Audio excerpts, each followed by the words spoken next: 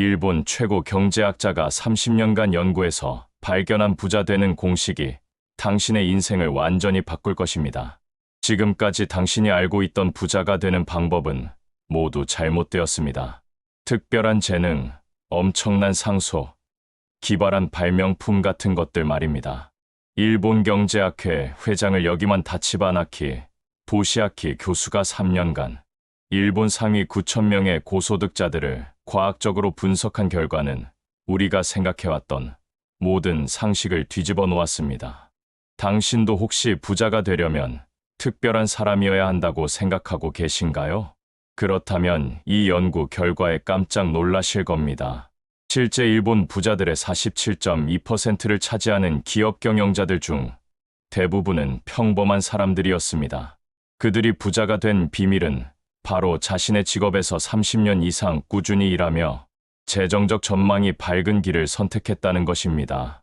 이 연구가 더욱 놀라운 이유는 한국 경제의 패턴이 일본 경제를 그대로 따라가고 있기 때문입니다. 즉, 일본 부자들의 모습을 통해 10년 후 한국 부자들의 모습을 미리 볼 수 있다는 것입니다. 1인당 국민소득 3만 달러 시대를 준비하고 있는 지금, 경제 선진국, 일본의 부자들을 벤치마킹하는 것만큼 확실한 성공 전략은 없을 것입니다. 다치바 나키 교수의 연구에 따르면 일본 부자들의 직업 순위는 매우 흥미롭습니다. 1위는 기업 경영자로 47.2%를 차지합니다. 하지만 여기서 주목할 점은 과거의 성공 모델이 완전히 바뀌었다는 것입니다. 예전에는 명문대학에 입학해서 대기업에서 출세하는 것이 정석이었지만 이제는 스스로 기업을 창업하는 것이 더 확실한 성공 모델로 인식되고 있습니다. 실제로 40대 상장기업 임원들을 대상으로 한 설문에서 인생을 다시 산다면 상장회사에 또 취직하겠냐는 질문의 과반수가 아니라고 답했습니다. 그들은 오히려 벤처를 설립하겠다고 응답했습니다. 이것이 바로 시대가 바뀌면서 부자가 되는 방법도 함께 진화하고 있다는 증거입니다. 2위는 의사로 15.4%를 차지합니다. 하지만 모든 의사가 다 부자가 되는 것은 아닙니다. 어느 전공의가 되느냐에 따라 미래가 완전히 달라집니다. 현재 일본 의사들 사이에서 대세는 성형외과, 안과, 당뇨병, 여성 불임증 같은 특정 진료과입니다. 왜 이런 분야가 유리할까요? 통계를 보면 답이 명확해집니다. 1993년을 100으로 기준했을 때 1996년에 당뇨병 환자는 20% 증가했고 백내장과 여성불임 환자는 10% 증가했습니다. 1999년에는 불임증 환자가 20% 이상 증가했고 당뇨병과 백내장 환자도 10% 증가했습니다. 수요가 지속적으로 증가하는 분야의 전문의들에게는 환자가 끊이지 않기 때문에 자연스럽게 고소득자가 되는 것입니다. 젊은 나이에 개업하는 것, 이것이 의사로서 부자가 되는 가장 확실한 길이라는 것이 연구 결과로 증명되었습니다. 명문대학교를 나와서 큰 병원에서 성공한다는 기존 모델은 이제 구식이 되어버렸습니다. 그렇다면 3위는 누구일까요? 많은 사람들이 변호사라고 생각할 테지만 놀랍게도 변호사는 고작 0.4%에 불과합니다. 이는 정말 충격적인 결과입니다. 변호사들의 대부분은 남성이고 대도시에 몰려 있으며 평균 소득이 1,500만 엔에 불과하고 36%는 주당 50시간 이상 일합니다. 하지만 이것이 변호사라는 직업 자체가 나쁘다는 뜻은 아닙니다. 다치바 나키 교수는 변호사도 이제 특성화를 해야 한다고 강조합니다. 검사나 판사 출신이거나 공학, 경영 등 다른 자격을 함께 갖춰야 합니다. 예를 들어 영어를 구사할 수 있고 인류 제조업체 기술자와 대등하게 기술에 대해 논의할 수 있으며 법원 판사들을 설득할 수 있을 정도의 법률 전문성을 갖춘 변호사라면 이야기가 달라집니다. 이런 사람은 다른 직업에서도 성공할 가능성이 매우 높기 때문에 굳이 낮은 성공 보수와 경무에 시달릴 필요가 없다는 것입니다. 부자들의 생활 양식을 들여다보면 더욱 흥미로운 사실들이 드러납니다. 일반인들은 현역 활동기에는 저축률이 높다가 은퇴 후에는 저축을 거의 하지 못하며 자산액이 연간 소득의 10배 정도입니다. 하지만 부자들은 완전히 다른 패턴을 보입니다. 부자들은 자본과 정신 모델을 따릅니다. 자산이 많아질수록 더욱 많은 돈을 저축하는데 힘쓰며 자산액이 연간 소득의 54배에 달합니다. 이것은 단순히 돈을 많이 번다고 해서 부자가 되는 것이 아니라 돈을 관리하고 축적하는 방식이 완전히 다르다는 것을 보여줍니다. 부자들의 결혼 패턴도 특별합니다. 한 배우자와 30년 넘게 해로하는 경우가 많습니다. 잦은 결혼과 이혼은 그 비용 및 위자료 등으로 인해 돈을 모을 수 없게 하는 요인이라는 것이 과학적으로 입증되었습니다. 안정적인 가정생활이 단순히 개인의 행복뿐만 아니라 재정적 성공에도 중요한 역할을 한다는 것입니다. 여가 생활에서도 부자들은 독특한 패턴을 보입니다. 그들은 주로 레저파와 업무파로 나뉩니다.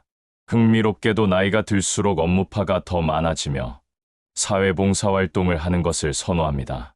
이는 부자가 된다고 해서 게으름을 피우는 것이 아니라 오히려 더 적극적으로 사회에 기여하려고 한다는 것을 보여줍니다. 일본 부자들이 가장 선호하는 자동차가 무엇인지 아시나요? 놀랍게도 바로 토요타입니다. 화려한 수입차가 아닌 실용적이고 신뢰할 수 있는 브랜드를 선택한다는 것입니다.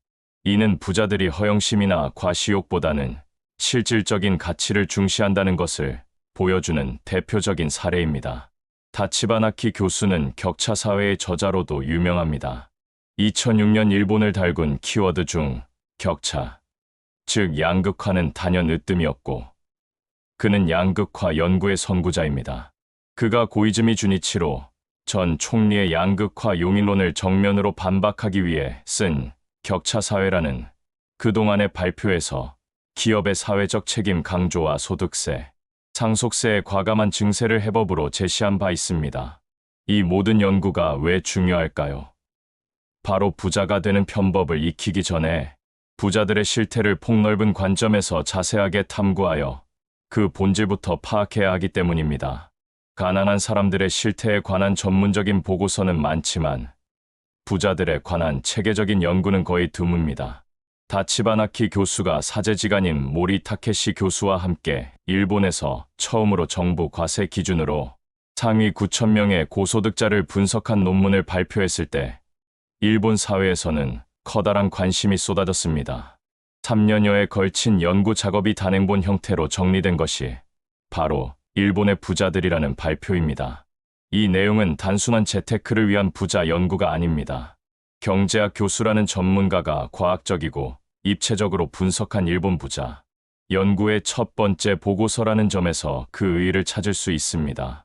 또한 다치바나키 교수의 양극화 연구의 연장선상이라고 할 수 있습니다.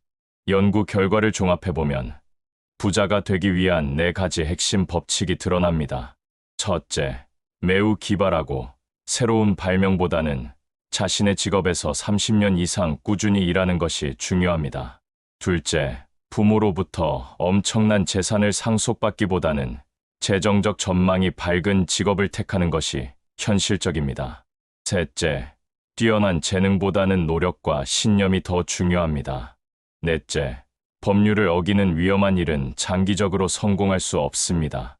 이러한 연구 결과는 우리에게 매우 실질적인 교훈을 줍니다. 부자가 되는 것은 특별한 사람들만의 전유물이 아닙니다. 올바른 직업을 선택하고 꾸준히 노력하며 재정 관리를 잘하고 안정적인 생활을 유지한다면 누구나 부자가 될 수 있다는 것입니다. 특히 한국 사회가 일본의 경제 발전 과정을 따라가고 있는 현재 상황에서 일본 부자들의 성공 패턴을 이해하고 적용하는 것은 매우 중요한 전략입니다. 1인당 국민소득 2만 달러 시대를 맞이한 뒤 3만 달러 시대를 준비하는 아이디어를 이 연구에서 충분히 얻을 수 있을 것입니다. 지난 130여 년 동안 일본 부유층이 어떻게 변화해왔는지에 대한 역사적 관점도 놓치지 않았습니다.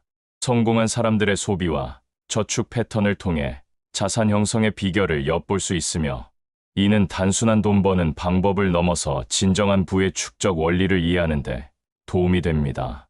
부자들의 교육 배경과 직업, 상속이 이루어지는 과정까지 종합적으로 분석함으로써 성공한 사람들의 인생 경로와 소비, 저축 패턴의 전체적인 그림을 볼 수 있습니다. 이는 우리가 부자가 되기 위해 어떤 길을 걸어가야 할지에 대한 명확한 로드맵을 제시해 줍니다. 결국 다치바나키 교수의 연구가 보여주는 가장 중요한 메시지는 부자가 되는 것이 운이나 특별한 재능의 문제가 아니라 올바른 선택과 꾸준한 노력의 결과라는 것입니다. 특별한 사람만이 부자가 될 수 있다는 편견을 버리고 과학적으로 입증된 성공 법칙을 따라간다면 누구나 진정한 부를 축적할 수 있을 것입니다. 하지만 이것은 시작에 불과합니다. 다치바나키 교수의 연구는 더욱 깊고 구체적인 부자들의 세계를 보여줍니다. 오늘날의 부자들은 과연 어떤 사람들일까요? 그들이 부자가 된 과정을 자세히 들여다보면 우리가 미처 생각하지 못했던 놀라운 패턴들이 드러납니다. 먼저 부자들을 두 가지 유형으로 나눌 수 있습니다. 첫 번째는 자수성가형 부자들입니다. 이들은 아무것도 없는 상태에서 시작해서 자신만의 힘으로 부를 축적한 사람들입니다. 두 번째는 기존 자산을 확대한 유형입니다. 어느 정도의 기반이 있었지만 그것을 몇 배, 몇십 배로 불린 사람들입니다. 흥미롭게도 자수성가형 부자들의 비율이 생각보다 훨씬 높습니다. 부자들의 거주지 패턴도 매우 흥미롭습니다. 도쿄 중심부의 고급 주거 지역에 몰려 있을 것이라고 생각하기 쉽지만 실제로는 그렇지 않습니다. 많은 부자들이 교외의 조용하고 안전한 지역을 선호합니다. 이는 단순히 허영심을 위한 거주가 아니라 실질적인 생활의 질과 자녀 교육을 고려한 선택입니다. 출신 성분이 부자가 되기 위한 필수 조건인지에 대한 질문도 흥미로운 답을 제공합니다. 물론 좋은 가정 환경이 도움이 되는 것은 사실이지만 절대적인 조건은 아닙니다. 오히려 중산층 가정 출신으로 강한 성취욕을 가진 사람들이 더 큰 성공을 거두는 경우가 많습니다. 이들은 현상에 안주하지 않고 끊임없이 더 높은 목표를 향해 나아가는 추진력을 가지고 있습니다. 기업 경영자 중에서도 1위는 단연 제조업 경영자들입니다. 일본은 전통적으로 제조업 강국이기 때문에 이 분야에서 성공한 경영자들이 가장 많은 부를 축적했습니다. 하지만 최근 들어서는 IT 기술 분야와 서비스업 경영자들의 비중도 빠르게 증가하고 있습니다. 의사라는 직업에서도 선택이 매우 중요합니다. 현재 미국의 의사들은 어떤 상황에 있을까요? 미국의 의료 시스템은 일본과 상당히 다르지만 전문의로서의 성공 패턴에는 공통점이 많습니다. 미국에서도 성형외과, 안과, 피부과 같은 분야의 의사들이 높은 수입을 올리고 있습니다. 일본 의료의 수요와 공급 관계를 분석해보면 더욱 명확해집니다. 고령화 사회로 접어들면서 특정 질환의 환자 수가 급증하고 있습니다. 특히 당뇨병 환자의 증가는 놀라운 수준입니다.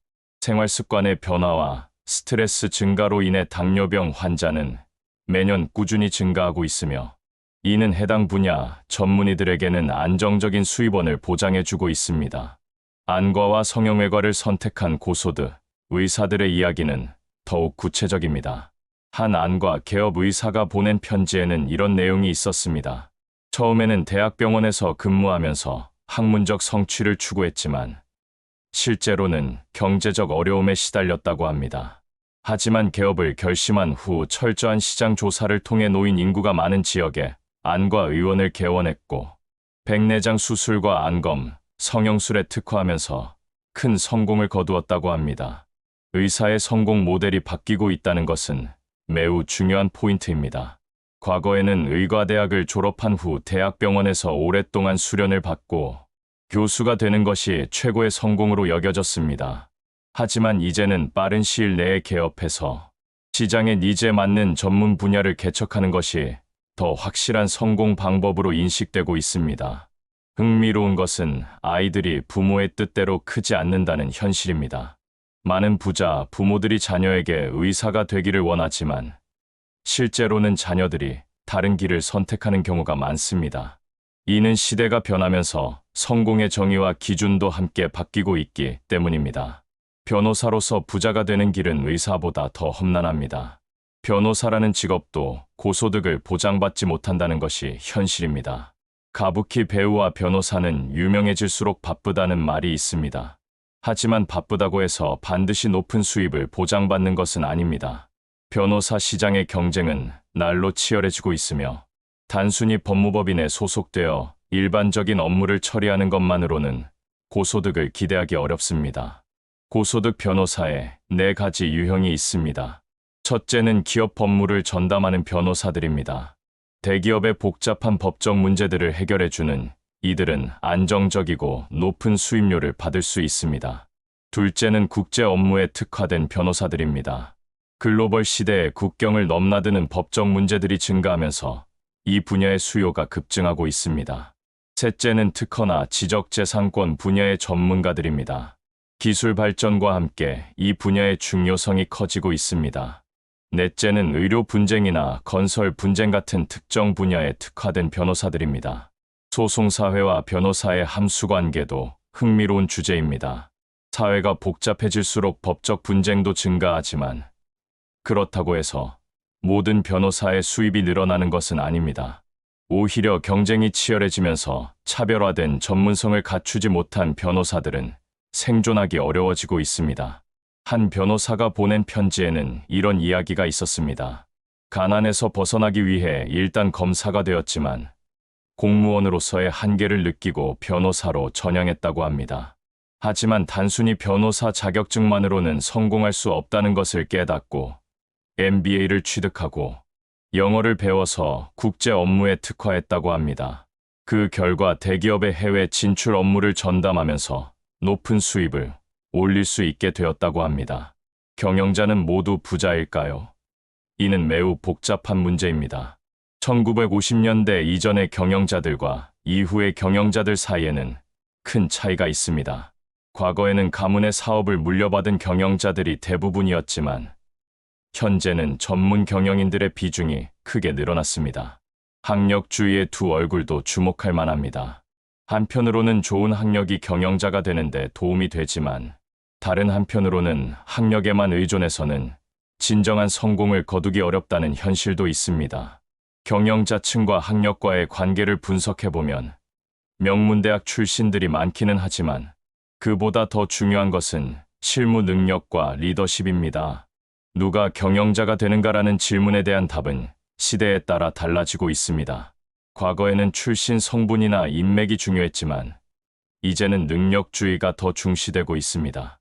특히 벤처 기업이나 IT 업계에서는 나이나 학력보다는 아이디어와 실행력이 더 중요한 기준이 되고 있습니다.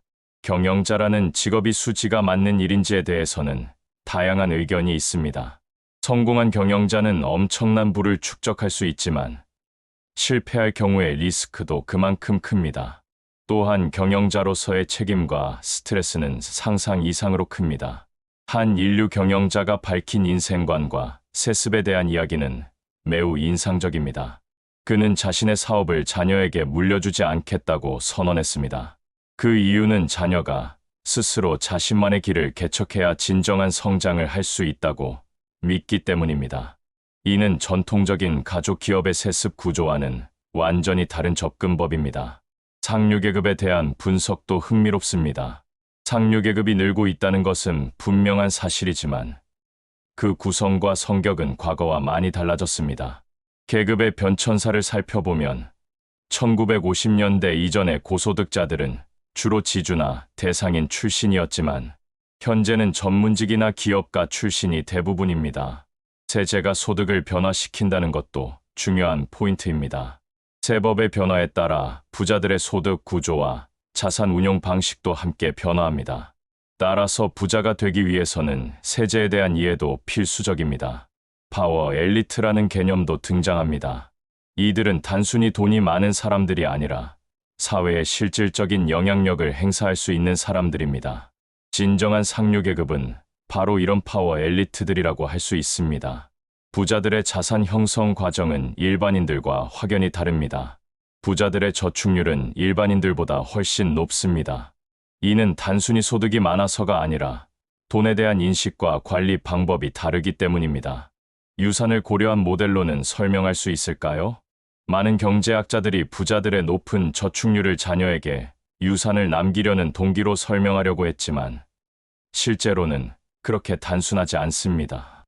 자본가 정신 모델이 더 정확한 설명을 제공합니다. 부자들은 돈을 단순히 소비의 수단으로 보지 않고 더 많은 부를 창출하는 도구로 인식합니다. 연령과 자산의 관계, 연령과 학력의 관계, 부모와 자녀의 연결고리 등에 대한 구체적인 데이터들도 매우 흥미롭습니다.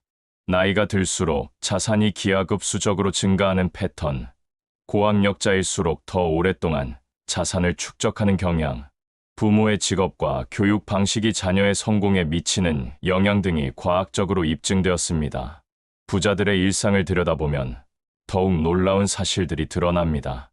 보통 사람들의 여가 활용 방법과 부자들의 여가 활용 방법은 확연히 다릅니다. 일반인들이 휴식이나 오락을 위해 여가를 활용한다면 부자들은 여가 시간도 자기 개발이나 네트워킹의 기회로 활용합니다. 나이가 들수록 일에 열중하는 이유도 흥미롭습니다. 젊을 때는 돈을 벌기 위해 일했다면 나이가 들어서는 사회적 의미와 보람을 위해 일합니다. 이는 단순히 경제적 동기를 넘어선 삶의 철학과 가치관의 문제입니다. 부자들이 원하는 여가 활동도 독특합니다. 화려한 파티나 사치스러운 취미보다는 문화활동이나 사회봉사를 선호합니다. 이는 진정한 만족과 행복이 물질적 소비에서 오는 것이 아님을 보여줍니다. 어떤 가치관이 중요한가라는 질문에 대해서는 장기적 안목과 사회적 책임감을 꼽을 수 있습니다. 단기적인 이익에 매몰되지 않고 지속 가능한 성장을 추구하며 개인의 성공을 사회 전체의 발전과 연결시켜 생각하는 것이 부자들의 공통적인 특징입니다. 고소득자의 자가용에 대한 이야기도 흥미롭습니다. 앞서 언급했듯이 토요타를 선호하는 이유는 단순히 절약 정신 때문이 아닙니다. 신뢰성과 실용성을 중시하는 가치관의 반영이며 허영이나 과시욕보다는 본질적 가치를 추구하는 철학의 표현입니다. 결론적으로 다치바나키 교수의 연구가 보여주는 것은 부자가 되는 것이 단순히 돈을 많이 버는 것이 아니라는 점입니다. 올바른 가치관을 가지고 장기적인 관점에서 꾸준히 노력하며 사회에 기여하는 마음가짐을 갖는 것이 진정한 부자가 되는 길입니다. 이러한 통찰은 단순한 재테크 조언을 넘어서 인생의 방향성을 제시해주는 귀중한 지혜라고 할 수 있습니다.